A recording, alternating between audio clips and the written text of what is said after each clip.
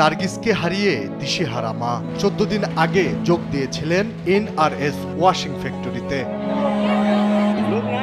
বিস্ফোরণের পর বাসায় ফোন দিয়ে অসহায়ত্বের কথা জানায় নার্গিস। এরপর বিচ্ছিন্ন হয় ফোনের সংযোগ।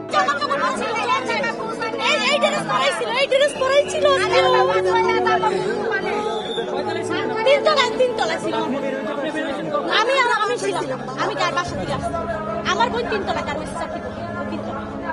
আমার বোন লাইনসি বলছে আমি বেরোছি, আর কেউ বাইরে লাইনসি ওর সাথে ওর বস বলছে একাই বেরোছে, এটাই বলছে, উনি এটাই বলছে। 11টার দিকে আমি কল দিছি, আমি বাড়িতে আসছি না, আগুনের জ্বালা। এরপরে আবার 10 মিনিট পরে কল দিছি, কিন্তু নিউজে কোনো খবর হয় না। এই পর্যন্ত ফোন কল দাও অনেক বই আছে। অনেকে এসেছেন স্বজনের খোঁজে, ছবি হাতে ছুটছেন এপাশ ওপাশ, যদি পাওয়া যায় কোনো সন্ধান। বাড়ি নয়, অনেকে যে যারা ফোন নিয়ে গেছে এরা মার কাছে ফোন দিছে, অনেকে মার কাছে ফোন দিয়ে কইতেছে তো আমরা আজকে চাইলে দেবো, আর আমরা মুখ দেখতে পারবো না। ফোন থেকে দেখতেছিলাম যে প্রচুর কালো ধোঁয়া উঠতেছে, তো পরবর্তীতে সাথে 999-এ কল দিছিলাম। ওরা বললো যে এর মধ্যে খবর গেছে যে তাদের কাছে তারা একটা ইউনিট আমরা এসে পাইছি। মঙ্গলবার বেলা 11:30টায় হঠাৎই ঘটে বিস্ফোরণ। এরপর কেমিক্যালের ধোঁয়ায় চারদিক আচ্ছন্ন হয়ে পড়ে। প্রচন্ড গ্যাস এবং কার্বন ডাই অক্সাইডের পরিমাণ বেড়ে যাওয়ায় ধোঁয়ার কারণে ভিতরে যাওয়া যাচ্ছে না। আমি বাসা থেকে যখন গ্যাস সিলিন্ডার বাস্ট হয়, সেটা বিকট একটা শব্দ হয়। ওই শব্দে তখন আমি নিচে নেমে আসি, বা আমার বাসা বারান্দায় আসি। প্রথমে আসার পরে গিয়ে দেখলাম যে লোকজনে ছুটোছুটি। ফায়ার সার্ভিস জানায় ভেতরে কেমিক্যাল থাকায় ব্যাগ পেতে হচ্ছে। কেমিক্যালের বিস্ফোরণ থেকেই আগুনের সূত্রপাত বলে ধারণা তাদের। সার্চিং অপারেশন চলছে। আমরা এই পর্যন্ত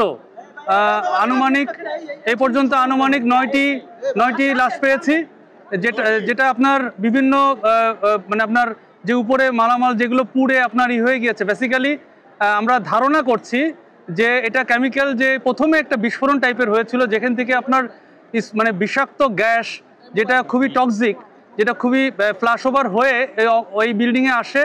আমরা ধারণা করছি কিন্তু বিষয়টা যে এটা ইনহেল করে তাৎক্ষণিক ইনারা হয়তো মৃত্যুবরণ করেছেন, আমরা ধারণা করছি, এবং এই কারণে উন্নত সরতে পারেন নাই। এর আগে ঘটনাস্থলে আসেন উত্তর বিএনপির আহ্বায়ক আমিনুল হক। বলেন, আবাসিক এলাকায় কেমিক্যাল কারখানা থাকার সুযোগ নেই। দলের পক্ষ থেকে, বাংলাদেশ জাতীয়তাবাদী দলের পক্ষ থেকে, এবং আমি আমাদের এই দুর্ঘটনাটি আমাদের মাননীয় ভারপ্রাপ্ত চেয়ারম্যান জনাব তারেক রহমানকে অবগত করেছি, এবং তিনি তাৎক্ষণিকভাবে নির্দেশনা দিয়েছেন যে সরেজমিনে গিয়ে এটার পরিস্থিতি কি রয়েছে সেটা তাকে জানানোর জন্য। পুরো এলাকায় উৎসুক মানুষের ভিড় নিয়ন্ত্রণে বেগ পেতে হয় আইন শৃঙ্খলা বাহিনীকে। আলী আক্কাস, আকাশ, দেশ টিভি, ঢাকা।